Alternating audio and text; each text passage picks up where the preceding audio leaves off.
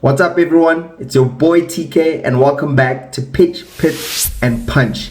We've officially hit 50 subscribers. A huge thank you to every one of you who've been watching, smashing that like button, and commenting.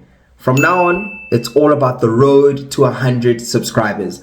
So if you haven't already, smash that subscribe button because we've got serious football to break down this week. With that being said, what a weekend of Premier League action we've had. Late goals, big statements, and a couple of emotional roller coasters. Now, let's get straight into it. Let's go. So let's start with the opening fixture of the weekend, where Tottenham were hosting Manchester United, and this was Thomas Frank versus Ruben Amorim. At the Tottenham Hotspur Stadium, we got an absolute dramatic result again. Tottenham went ahead in the 90th minute through Richarlison. Now, I don't know what this guy has, but there's a lot of bad luck when it comes to him. He's currently holding a record that no striker or player would want. Now, for the second time in his Premier League career, he was booked for an over-the-top celebration where yet again, after scoring a massive goal, he took off his shirt and got another card. Now, only for Spurs to concede after that. Remember, guys, in 2023, the first time he did this, he scored a massive equalizer against Liverpool. And in the dying minutes, shortly after that, the late Diogo Jota had basically scored the winning goal. Rest in peace to Jota. Now, with that being said, Matthijs de Ligt, 96th minute header, rescued a 2-2 draw for United. And this result made history. I honestly thought Tottenham had won it. I was not happy. As an Arsenal fan, we never want to see Tottenham on top, unless it basically helps us to win anything. But besides that, I honestly was surprised. De Ligt came in and really rescued the day. So that was an entertaining game, boring first half, but things got really spicy in the second half. Now, looking at the stats that matter, Manchester United are unbeaten in 5 straight Premier League games. That's 3 wins and 2 draws. This is definitely their best run since 2024. With that being said, we've got Tottenham, who are unbeaten in 6 straight top flight games against Manchester United. This is their joint longest ever streak against an opponent. Then we have Bryan Mbeumo, the player of the month. He has now hit 25 league goals since the start of last season, and guys, he loves scoring against Tottenham Hotspurs. Of those 25, 5 of them come against Tottenham. Then, for the first time, Tottenham have gone ahead in the 90th minute and not won the game. Now, after the match, Thomas Frank, Tottenham's manager, had this to say: "We kept them to 5 shots. That shows how focused we were." Now, I have to agree, Tottenham's defense under Thomas Frank has thoroughly improved. And that's not the greatest thing to hear as an Arsenal fan, knowing that we are going to play them after the international break. Then, Ruben Amorim had this to admit: "We felt too comfortable during the game, and that cost us." I have to agree, they had the opportunity to honestly capitalize after the first goal, because Tottenham came out looking very similar to the way that they had set up against Chelsea. However, Man United could not just finish the game. Then, for me, I think it was an entertaining game and a statement from both sides. There was a lot of growth shown from both teams, where United showed a lot of fight and Tottenham showed flashes, but still dropping crucial late points. Now we've got Sunderland's 2-2 draw against Arsenal, with Regis Lebris versus Mikel Arteta. Newly promoted Sunderland refused to back down. Dan Ballard opened the scoring with Sunderland's first shot on target, ending Arsenal's run of 812 minutes without conceding a goal. Arsenal turned it around through Saka and Trossard, with Trossard's first long-range goal since 2021. But the Stadium of Light erupted as Brian Brobby equalized in the 94th minute. Now, looking at the stats that mattered, that was the first 90th minute equalizer Arsenal have conceded since 2024. And Sunderland now have 5 stoppage time goals this season, more than any other team. Arsenal's 14 match winning streak versus promoted sides ends here. Now, after the match, Mikel Arteta had this to say: "They made it very difficult for us. Guys, going at the Stadium of Light has never actually been easy. And this year, with the fact that the team is playing with so much confidence, with the manager that looks to be really poised to actually help Sunderland survive, as well as players like Xhaka and Dan Ballard basically being the leaders in that team, I really think a lot of teams are going to drop points going to the Stadium of Light. I mean, we even see them playing away. They beat Chelsea. Yes, Chelsea had a lot of injuries. That wasn't the strongest Chelsea squad. However, I really think getting a point there just means that you've survived. Now, Regis Lebris said, "At Sunderland, we have many players who will give their life for this club. As a unit, they played so well. I have to give them props and take my hat off, because not only did they lead the game, however, when they went behind, they continued fighting. They played very positively. And yes, after the first goal, they decided to park the bus and create a low block.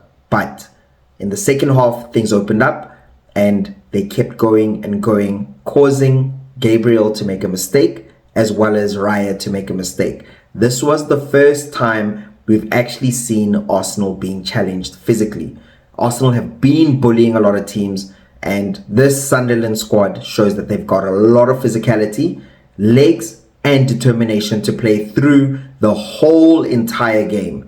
So for me, Sunderland proved that they belong in the Premier League. I hope they really survive. And Arsenal just reminded that no game is ever easy. Now we have Chelsea, who won 3-0 against Wolves. This was Enzo Maresca versus Jamie Collins. Now at Stamford Bridge, Enzo Maresca's Chelsea are quietly building something serious. After a slow first half, they burst into life after the break. Goals coming from Gusto, João Pedro, and Pedro Neto sealed a comfortable 3-win over Wolves.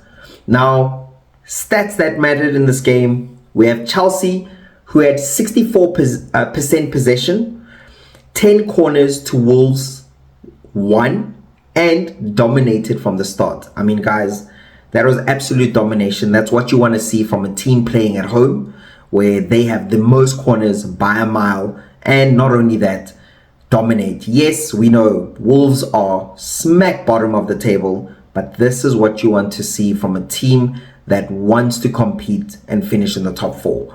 Then Wolves stayed bottom, guys. They only have 2 points after 11 games.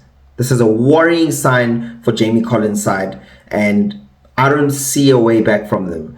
Honestly speaking, in terms of points wise, at this stage of the season, where we're basically a quarter into the season, I really think Wolves will be going down into relegation unless something dramatic happens. With that being said, this win lifts Chelsea into top 3 and gives Maresca's project a solid foundation. Yes, we've seen Chelsea have a lot of inconsistency, but for them to still be in the top 4 at this stage of the season, knowing that they're going to get a heap of players coming back from injury, this is a good foundation for them. Now, this is what Enzo Maresca had to say after the game. The clean sheet, the amount of chances we created, these games can be worrying, but we stayed patient.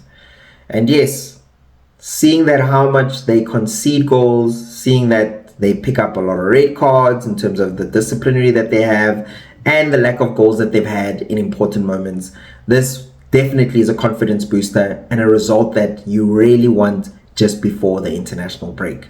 Now, for me, seeing Chelsea go into the international break with momentum and confidence and a sense that this project is finally clicking, makes me feel that top four is very realistic for them.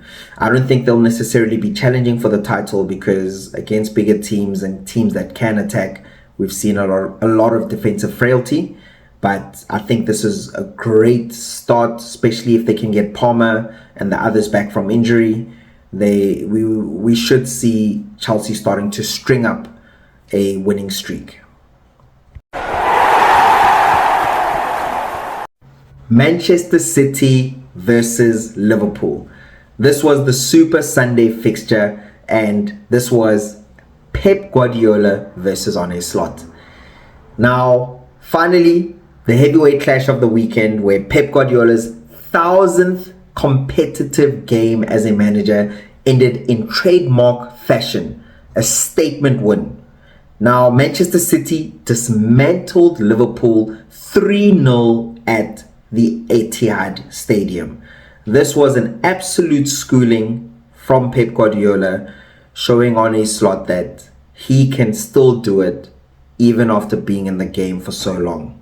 Now, the key stats to look at: City ended a 4-game winless run against Liverpool in the Premier League.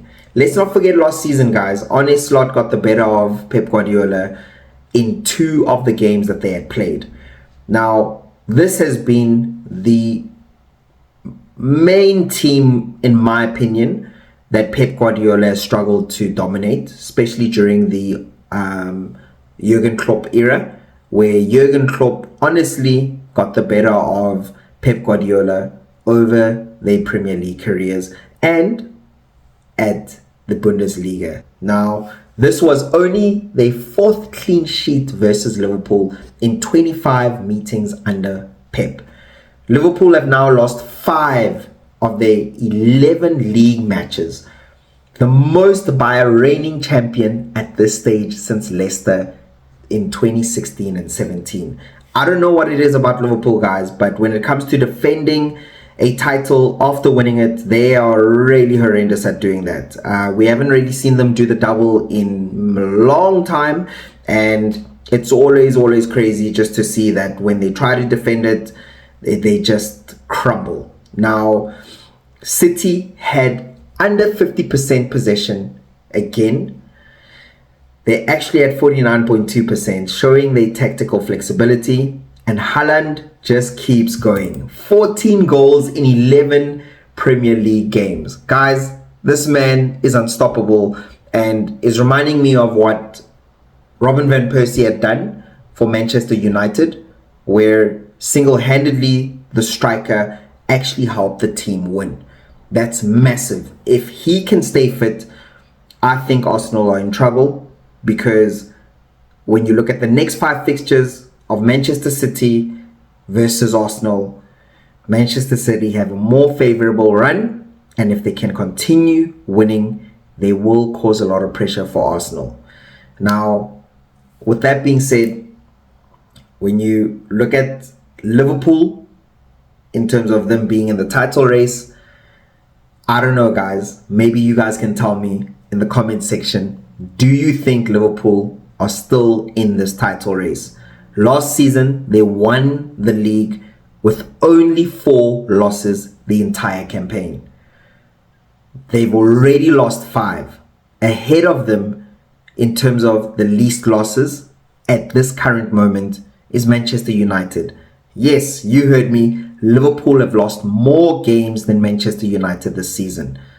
I don't think they're honestly going to sort everything out in this short period of time. They need the key players to actually step up and click before things can get really dark. Their next 5 fixtures are super favorable. They can get maximum points if they can build and actually stay or stick to the game plan that helped them last season.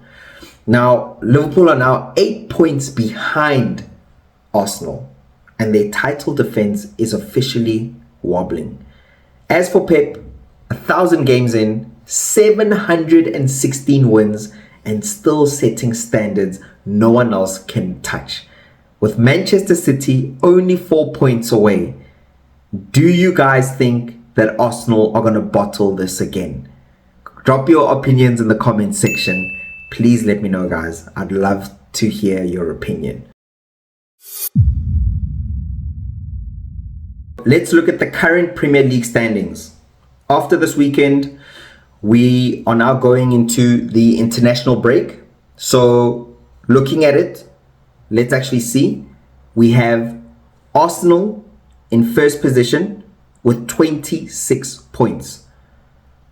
4 points behind them is Manchester City in second position with 22 points. Then in third, we have Chelsea, who are 6 points away from the top on 20 points. Then in fourth, the biggest surprise of them all is Sunderland, who have 19 points. And joint at 18 points are three teams. We've got Tottenham Hotspurs in fifth position. We have Manchester United in seventh position.